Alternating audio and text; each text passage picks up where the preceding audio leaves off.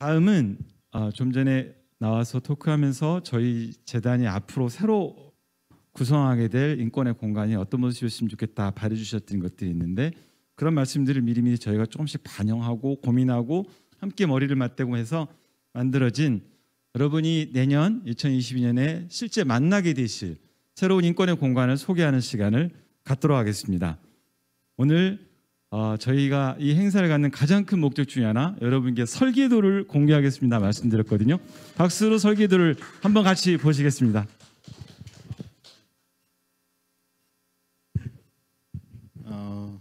손이 두 개네요. 이거 어떡하지? 준비된 원고는 내려놓고 제가 감으로 해보겠습니다.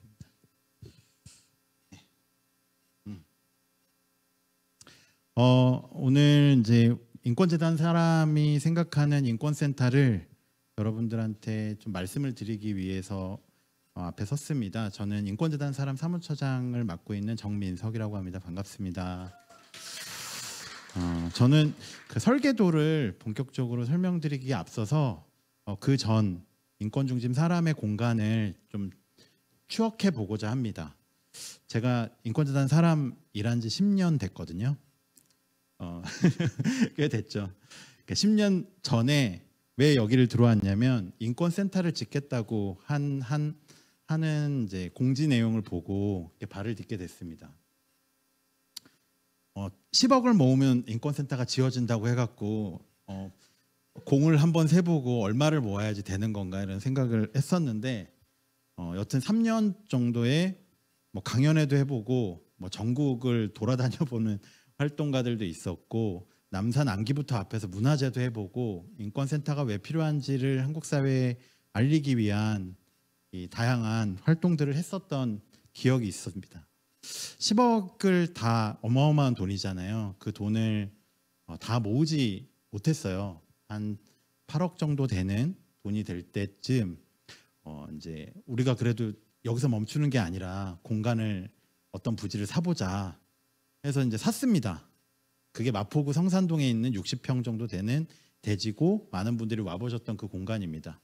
샀는데 우리 활동가들이 또 10억이 부족하답니다.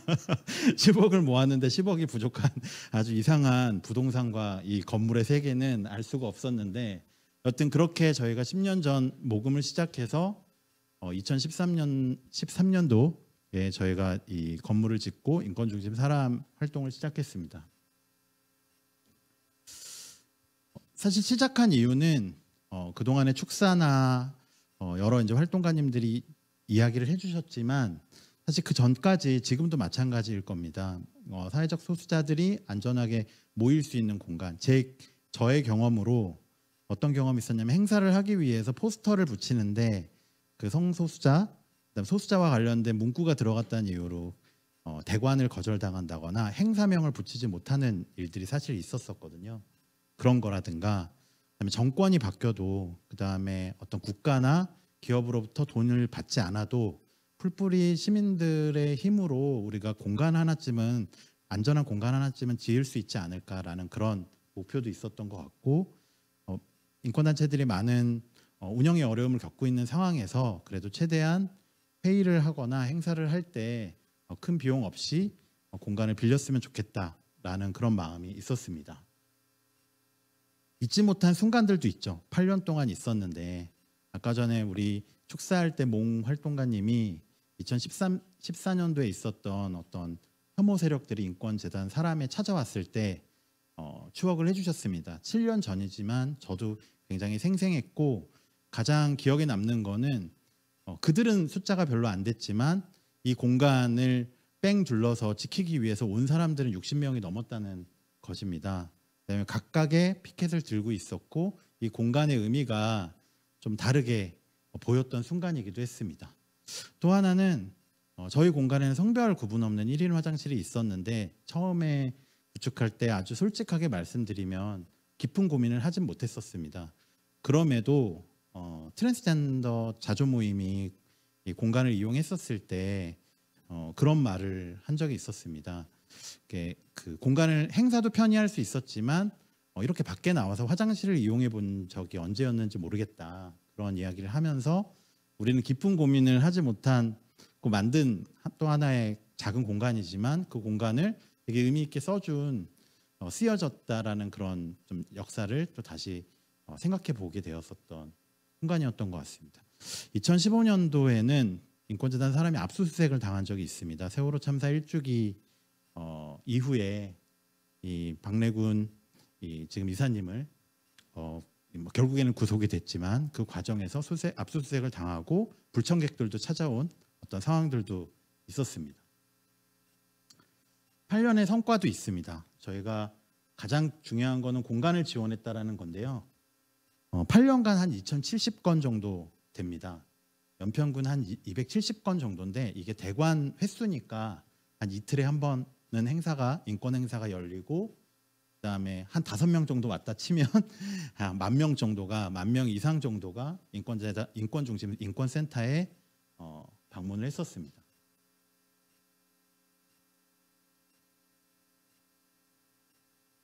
또한 인권재단 사람은 그 전에는 인권운동가 활동가들을 지원하는 경험이 사실상 거의 없었습니다. 공간을 짓고 나서 저희는 인권운동을 매년 한 2억 정도, 그 다음에 인권활동가들에게는 약 1억 정도 지원을 할 수 있었습니다. 이런 고민을 시작할 수 있었던 거죠.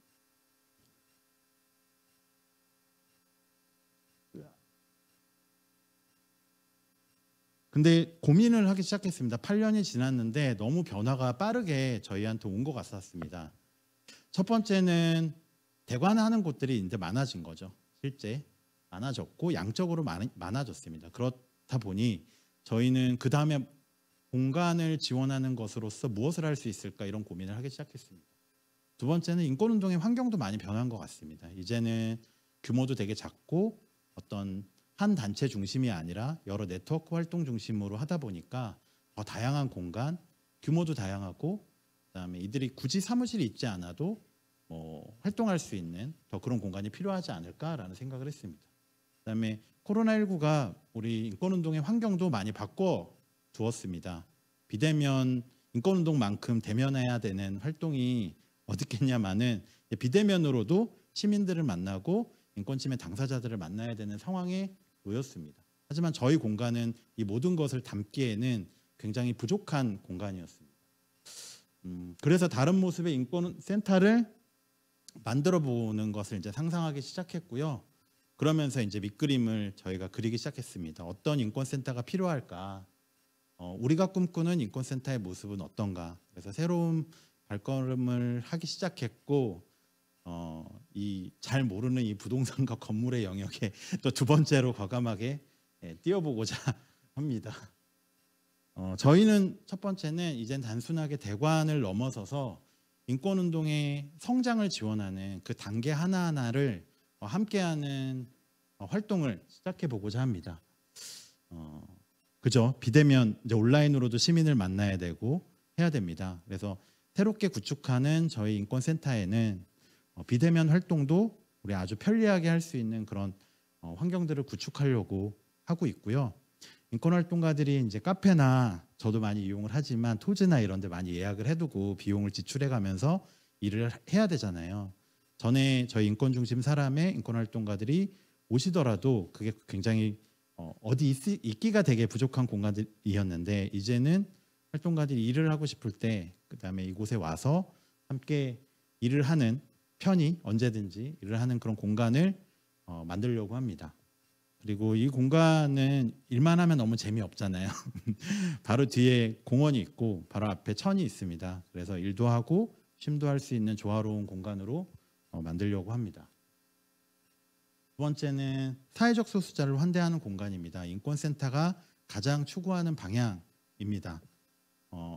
아까 조민재 활동가님이 얘기해 주셨지만 지하부터 옥상까지 휠체어탄 장애인분들이 교통약자분들이 어디든 갈 수 있는 공간으로 구축하려고 합니다.